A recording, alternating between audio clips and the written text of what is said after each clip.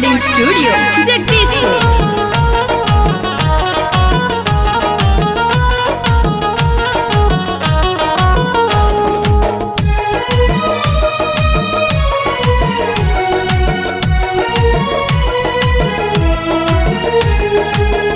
लहंगा में कैसा रंग डाला ये जीजा जी, लहंगा में कैसा रंग डाला ये जीजा जी, भीतर भीतर पर पराला ये जीजा जी, भीतर भीतर पर पराला ये जीजा जी, लहंगा में कैसा रंग डाला ये जीजा जी, लहंगा में कैसा रंग डाला ये जीजा जी।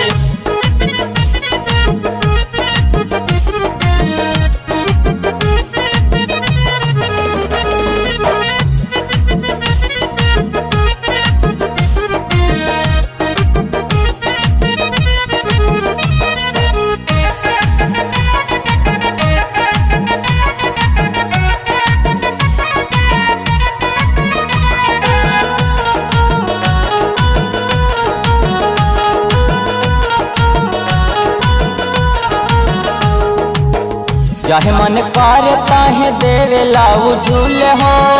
गर्मी के दिन ना हो लागे कूल कूल हो, चाहे मन कर ताहे देवे लाऊ झूल हो, गर्मी के दिन ना हो लागे कूल कूल हो, तहर न तानी को बुझाला ए जीजा जी, तहर न तानी को बुझाला ए जीजा जी, लहंगा में कैसा रंग डाला ये जीजा जी, लहंगा में कैसा रंग डाला ये जीजा जी।